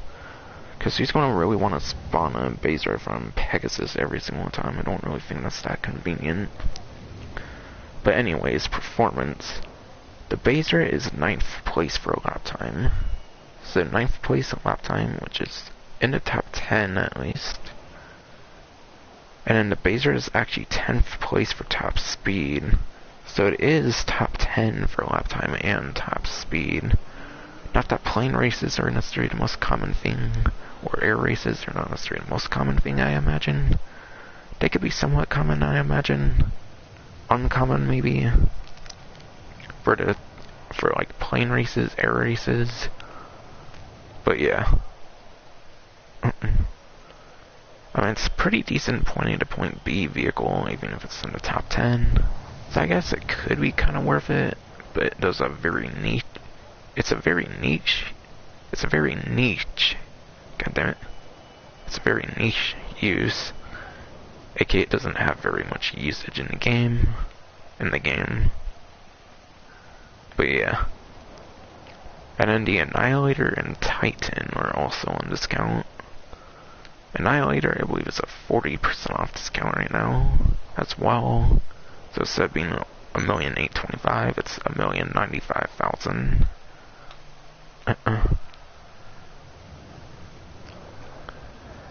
But But yeah, the Annihilator, that's a helicopter, obviously. And as you know, there's the Annihilator stealth, so there's actually an improved Annihilator in the game as of the latest update with the Annihilator stealth. So with the Annihilator stealth being a thing, especially now, I feel the Annihilator is especially outclassed and outdated. It's practically been outdated since day one of the game, actually, in my opinion. They've kind of ruined it from the Lost and Damned and the Baldigate Tony. In the episodes of Liberty City, this vehicle is actually pretty worth it. But they went back to like GTA 4, kind of, which had regular rounds for GTA 5, so it has regular machine gun rounds, not explosive, unfortunately. Which it did have explosive rounds in the Lost and Damned and the Baldigate Tony. It's unfortunate it's hella nerfed compared to GTA 4 and its episodes. But yeah. The Annihilator for lap time is 17th place, which is only above the Cargo Bob and the Skylift. So it's one of the worst lap times for a helicopter. And then for top speed, again, it's only above the Cargo Bob and the Skylift as well for top speed. So it's 17th place lap time and 17th place top speed. And actually, I shouldn't have really went over that because it has weapon capabilities, but yeah. Not great performing. It does have 6 seats though, which is pretty nice for a helicopter, surprisingly. Not a lot of helicopters, I think, have 6 seats. But then again, so does the new Annihilator Stealth, which is a lot more worth getting, even if it's not that great itself either. So yeah, there's a new Annihilator in the game as of the latest update, so yeah, not really worth getting it too much anymore. And it never really was worth getting, just having regular machine guns. Like, you would think they would have found a way to, like, balance the explosive guns on the Annihilator from the episodes of Liberty City. And when there's, like, the Hydra and Laser and Savage with the crazy explosive cannons, the Laser was even a vehicle from day one of the game. I don't really see why they got rid of the explosive cannons again on the Annihilator. Like, if it had explosive cannons, maybe it'd actually be useful, but fortunately it's not. And yeah, there's not really much of any point in having it as a personal aircraft. The Titan. Titan is 40% off discount. And yeah, that's in the planes class. And that one doesn't have any weapons, so we'll go over it. But yeah. Titan for lap time is 29th place. And then for top speed to Titan is 31st place, so 29th place lap time, 31st place top speed. Horrible performance, which obviously, looking at it, you kind of expect that. However, the Titan actually can have an interesting usage, actually. If you turn the Titan into a personal aircraft, you can actually open up the cargo ramp in it. And there is kind of another vehicle that can do that with the Bombushka. The Bombushka can kind of do that too. But Rockstar kind of patched the Bombushka. Rockstar actually kind of patched the Bombushka where if you have certain upgrades on it, then there's actually an invisible wall behind it. And with the invisible wall behind it, you can't actually put vehicles in there. Titan does not have that invisible wall. Titan actually does not have the invisible wall. So as long as you have a personal aircraft Titan, you can actually store vehicles in the back. Which is very niche, but yeah. Very niche purpose, but can be useful for businesses. Can be useful for selling certain businesses in the game. Especially some of the biker sell missions can be useful for that.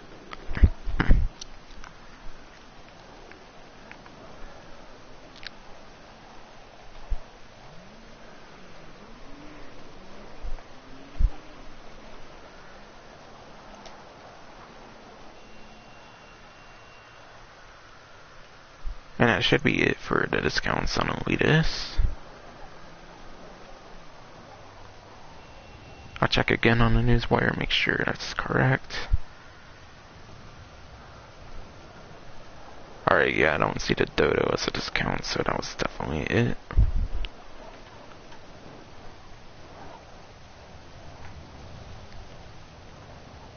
But yeah, on Legendary Motorsports, there's the Flash GT, and it's probably 40% off. Oh, okay, 30% off. So it's 30% off discount on the Flash GT. So instead of being almost 1.7, it's almost 1.2. And that's in the sports class, I'm pretty sure. But it's kind of a rally vehicle, so it probably doesn't perform very good. I don't think it's one of those like performance heavy sport cars, unfortunately.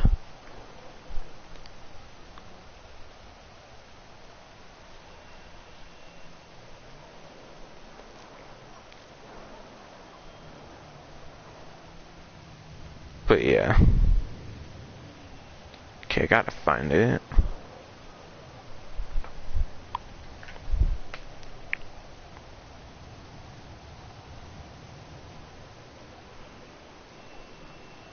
Alright, Flash GT.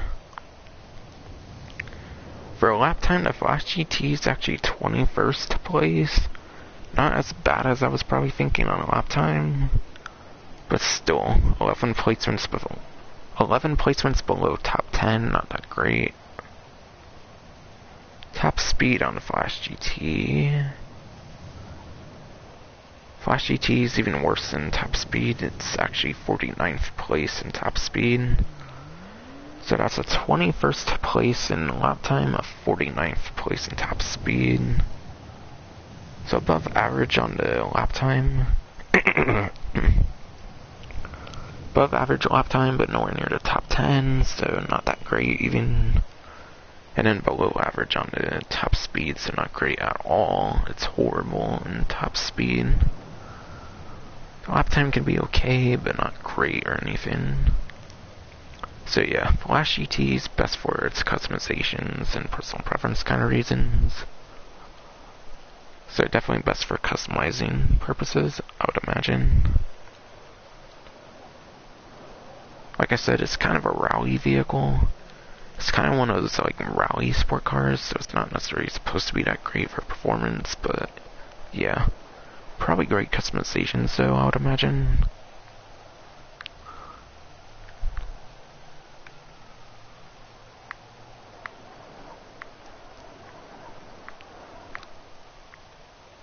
Roosevelt Valor.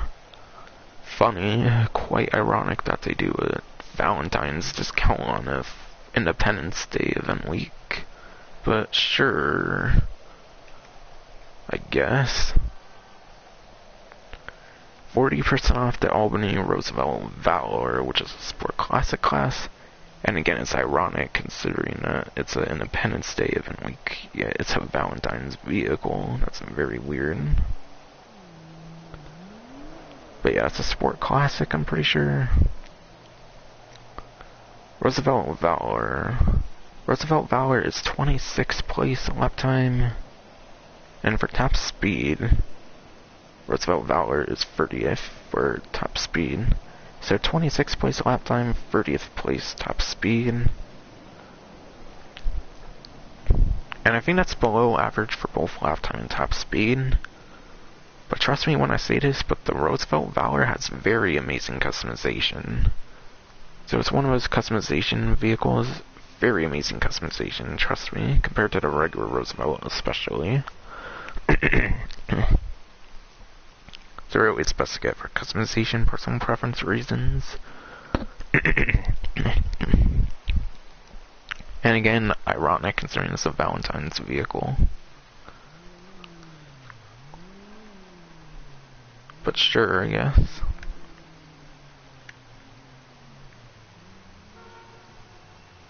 That seems to be it already on Legendary Motorsport. Worst stock. Going over worst stock discounts, not including the two already covered. The Winky. The Winky is 30% off. I think it's 30. Yeah, 30% off the Winky. So instead of being 1.1 million at the highest, it's like 770,000 at the highest without trade price, and with trade price 570,000, 570, and with a trade price 577,500. But yeah, the Winky, it's not weaponized or anything. It's practically just a racing vehicle, and it's not even good for racing. But it does have good customizations, I recall.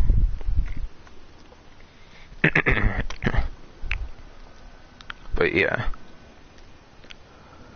For the off-road class, the Winky is 34th place, not including unraceable options, with like missiles, machine guns, weaponry, all that kind of stuff. And then it's also 34th place for top speed. So basically it's the worst vehicle in terms of a racing situation for the off-road class. So it's the worst vehicle in off-road class, so not worth getting.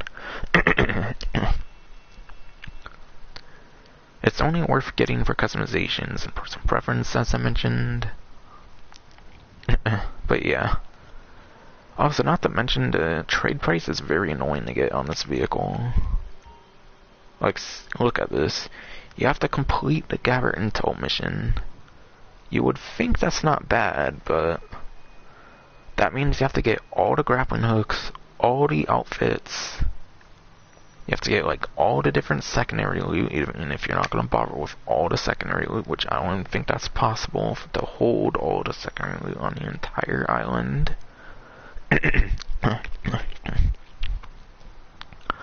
So you have to go through the hassle of getting all that uncovered on the map, a single playthrough. It's not worth it going for that trade price. That's another thing I want to bring up with that. For those like myself who kind of like to go for all the trade prices, it's not really too worth doing that, even. It's probably like one of the worst trade prices in the entire game. In my opinion, Cayo Perico has some of the worst trade prices that's ever been put into the game. Aside for maybe like Arena War. Aside from maybe Arena War, Cayo Perico has some of the worst trade prices in the game.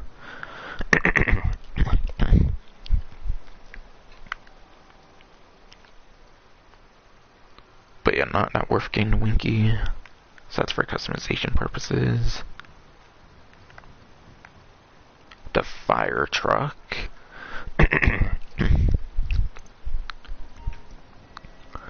This one you have to complete Diamond Casino Heist Finale as a leader with the vehicle. So that requires you gain a certain like disguise or something, I recall, from the Diamond Casino Heist.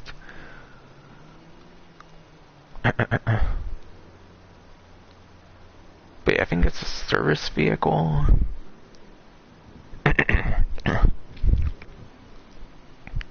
But actually, since that's a water hose, I'm not going to talk about performance.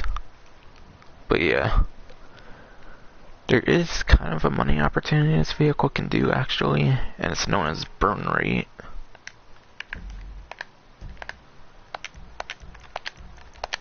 But yeah.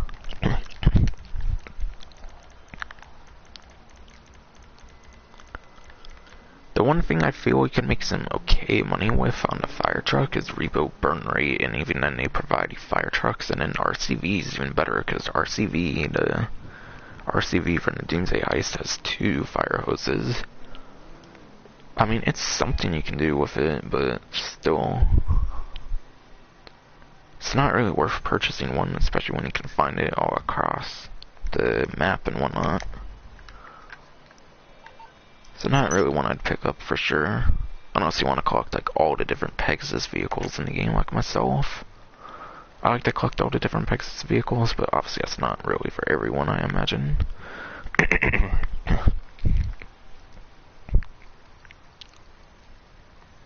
Surgeon pickup, I believe it's not on discount, just glitched up at the moment. The Valkyrie is a Prime Gaming discount, so I'll talk about that one. And yeah, there's the Liberator. Actually, Buzzard's on discount too.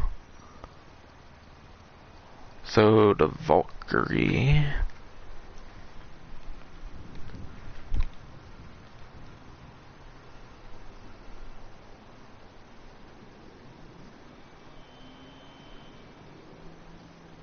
But yeah. The Valkyrie is a massive 70% off. But yeah. For those like myself who have Prime Gaming, the Valkyrie is a 70% off discount. Instead of being $2.85 million, it's a $855,000 vehicle. So it's almost $2 million off. So 70% off Prime Gaming, you might as well get that, obviously. It's not going to really be any cheaper like ever again, most likely. Or not anytime soon. Once the thing expires, obviously.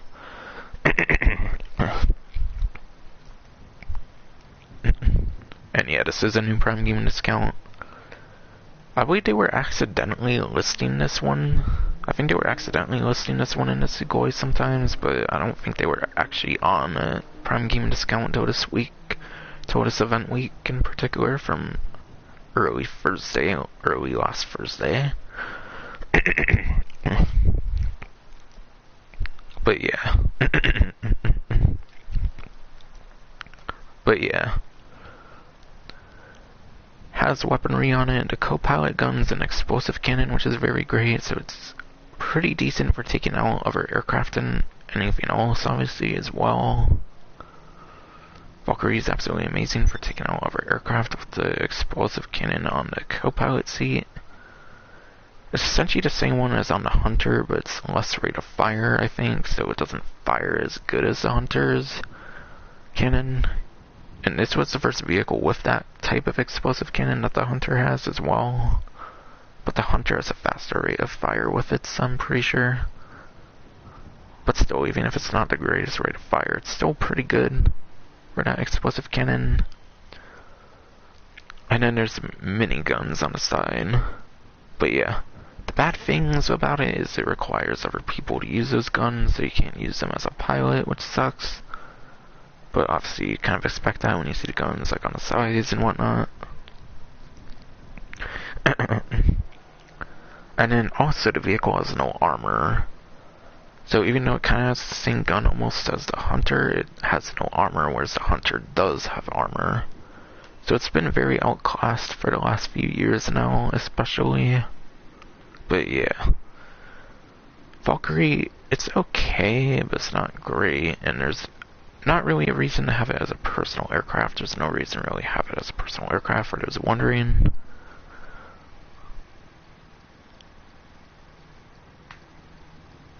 And then there's a couple more on this website.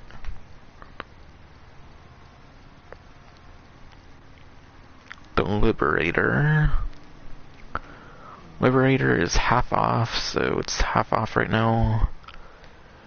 I don't know if the Independence Day content is permanently in the game. I think it's only limited time content. I don't think it's like the Valentine's content, where the Valentine's content's permanent in the game now. Yeah, Valentine's content I think is permanent in the game now, but not the Independence Day content, I don't think. I mean, this is going to be the last time without the PS5, Xbox Series S and X versions having GTA 5 that there will be the Independence Day content. So I feel it's now I feel should be the time that they turn the content permanent like they did with the Valentine's content. But yeah, if they don't make it permanent content, then it's a very exclusive vehicle, so definitely take advantage of it, especially 50% off. And because of its exclusivity, I don't think I want to cover its laptop top speed, because that's already a reason enough to get it, in my opinion. And finally, the Buzzard Attack Chopper, which is actually on discount. It says it's $0 sale, because I have it for free. The reason it's free for me is because I believe they gave it out during, like, festive times on Christmas one day or something. Yeah, I think it was a Christmas Day discount or something one year, so that's why I have it as a $0 sale. And even then the sales are glitched up, they're supposed to say free, but for some reason they say it's a $0 sale instead of saying free. But yeah. Buzzard Attack Chopper is 40% off. And I actually have a review and guide on this vehicle, so I'll kind of let people refer to that if they want a huger opinion on it. But yeah. Missiles, machine guns. Machine guns aren't necessarily that great in the Buzzard, unfortunately. I mean, obviously it's great for where the missiles aren't, for like precision aiming against a like NPC in like a vehicle that you don't want to destroy or something like that. And then the missiles are like very standard missiles. It's like 2 missiles and then you have to reload and wait like a few seconds. It's not one of the vehicles with like no reload on its missiles. So yeah. It's like the very first good attack chopper in the game, and still a very good attack chopper in the game. Reason being is you can actually spawn it through the CEO menu, so that alone makes it very worth getting. Because normally you have to pay $25,000 per Buzzard Attack Chopper. So instead of paying $25,000 for the Buzzard, every time you want to spawn it through the CEO menu, just buy one and then you get to spawn it for free through the CEO menu. So for that reason, I definitely would take advantage of this one, for sure. A good discount to take advantage of for 40% off the Buzzard.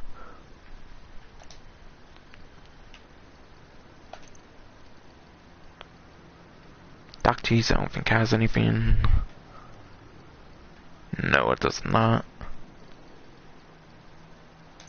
And then last but not least, Severn San Andreas. Super Auto. Dinka Vito Classic. Instead of almost 900,000, it's a little over 600,000. And it's a 30% off discount. Again, being a very recent vehicle release, it's obviously not going to be on a 40% discount. But the Vito Classic, they literally gave away the Vito Classic for free. They literally gave it away as a free vehicle during like the festive times or whatever. I think that was the free vehicle reward for the Heist Challenge when they did that one event week. That was before the Cayo Perico Heist dropped, I think. So yeah. When they did the Heist Challenge, I think this was actually the reward for it, which was a free vehicle for a limited time. So they've literally given it for free, so it's not really not worth getting it anymore. I wouldn't really get it on an actual like discount. I mean, if you missed out on it, maybe. But even then, I'd still wait for a higher discount on it. 30%'s not that great, for sure. And obviously it's a recent vehicle, so it's not going to be higher than that.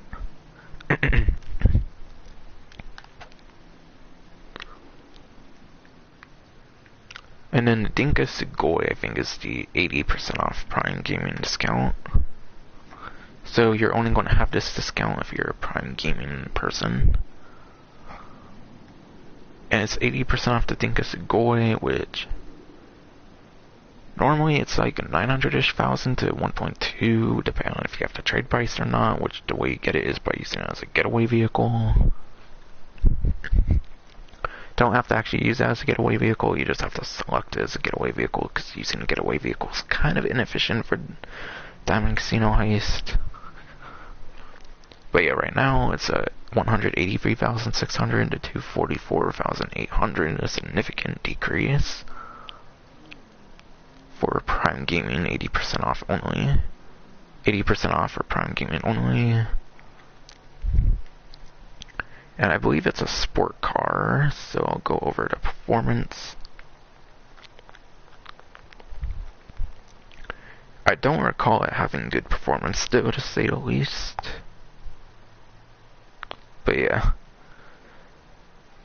By the way, I haven't mentioned it in forever, but credit for lap time, top speed, performance, and all that goes to Profi1322. I'm using his spreadsheet, which is very useful for these streams.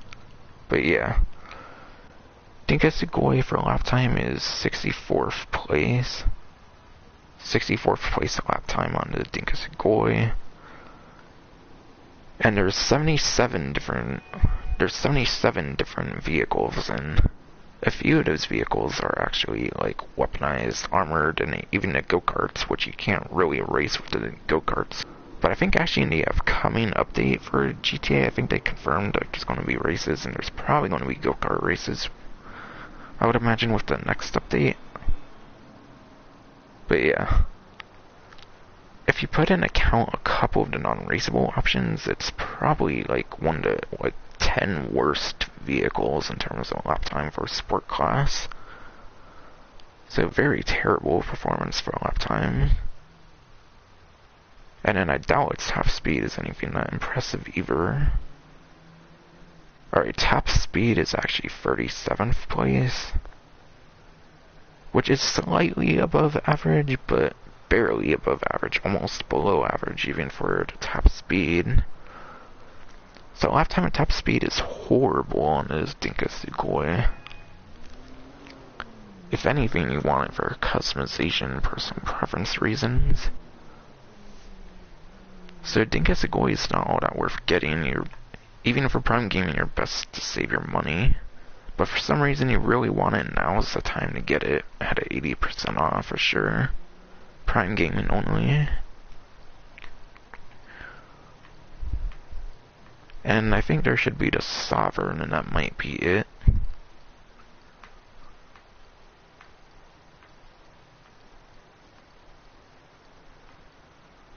Oh, okay, there's the Drift Tampa, that's right.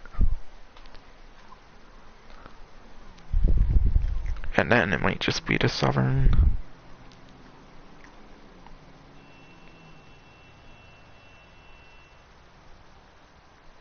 Alright. Drift Tampa. The Decassi Drift Tampa is a 40% off discount. And it's actually a sports car, believe it or not. I know it looks muscle car-like all the other Tampas in the game, but it's actually a sports car if I recall.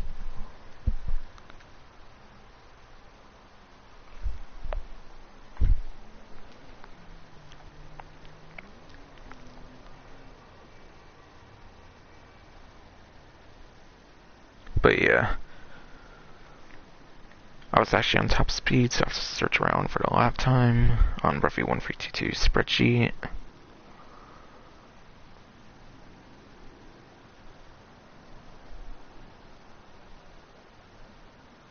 But yeah, Drift Tampa's lap time is 58th place, which at least it's a better lap time than the Sugoi, but still it's a very horrible lap time regardless.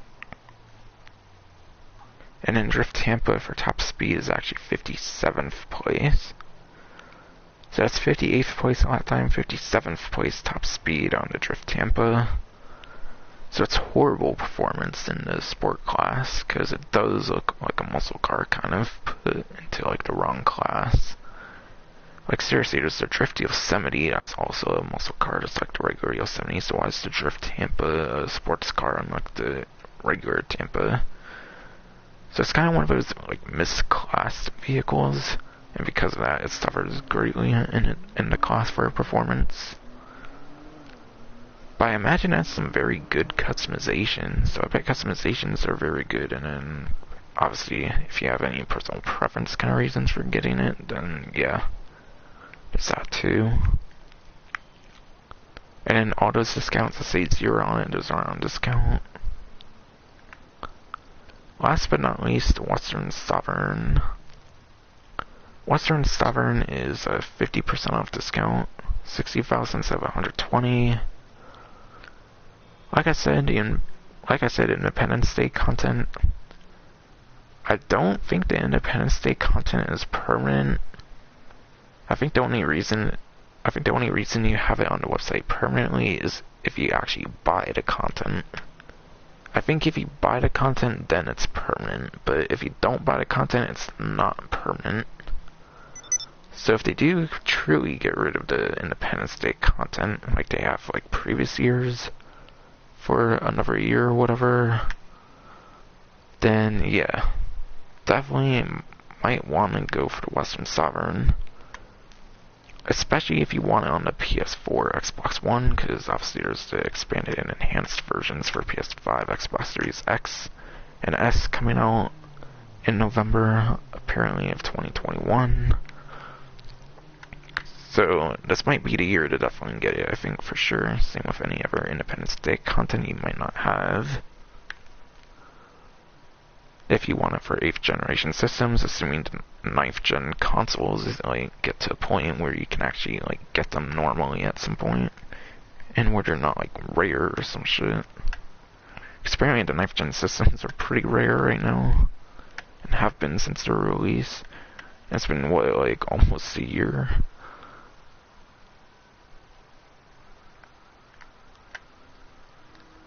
But yeah, that should be the last discount. And yeah, since it's a limited content, I feel that's enough of a reason to get it, so I'm not going to go over the performance in that one.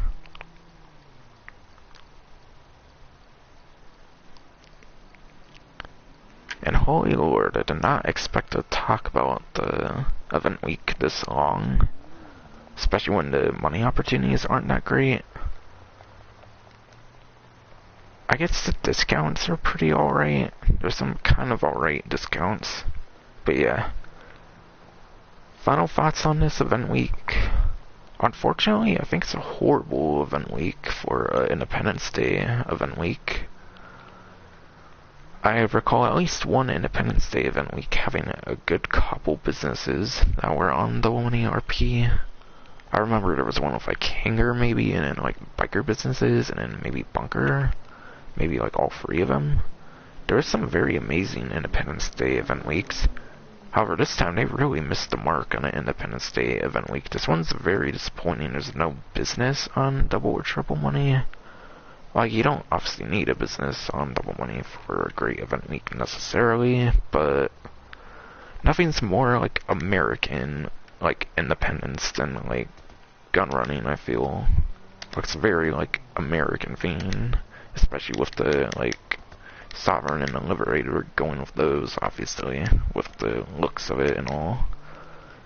Gun running is, the most American thing in the game, and they didn't do Double Money on the Bunker. Yet they do the Bunkers on discount, and they don't do the actual, Bunker business on Double. Very missed opportunity, unfortunately, for this particular event week. Not one of the better Independence Day events, I'd say. But yeah, that's going to be it for the stream finally, I believe. By the way, I didn't forget to do the Red Dead event week, I didn't mention that yet. But the Red Dead event week, it was just an extension of the previous event, so for Red Dead, there's just not a new event week. And today's early Tuesday, so either today the update's going to drop, or there's just going to be another event week, obviously. Pretty much. Stay extended for a third week for some reason. So yeah, that's why there wasn't a Red Dead event week stream, it's just because there wasn't a new event week. If anything, there was only the weekly collection that might have changed. But yeah. Obviously I wouldn't talk about just a weekly collection for Red Dead. I don't feel that would have really been worth it. So yeah, that's why there's no Red Dead stream. That's why there was no Red Dead stream for a while, is because there just wasn't a new event week. It was just a continuation for a second week. So they extended the event week for those who are confused. However, today is Tuesday, so either new update or new event week, most definitely. If the new update does drop, I'll try to cover it, of course, later today. I meant to do the stream on Monday in case it does drop. But I might definitely try to do the event for the first day. I mean, the DLC for the first day if the actual update does drop for some reason for Red Dead. And yeah. As for videos, I haven't been working on videos. I just haven't really felt like it for a while. Like I said, I've been playing the 360 version of GTA 5 again. I know that sounds weird to play an older version of GTA 5, but The reason I'm doing that is because the Bossack stock market is going away, I believe, since it is powered by the Social Club, and for those who don't know, the online is going away for 360 PS3. So I'm currently doing another 100% on the 360, where I actually have like $1 billion. Whereas when I first played it, the stock market wasn't really that known about, because I had the game day one for Xbox 360. So I've been replaying that, so that's why I haven't been doing a lot of content, like video content.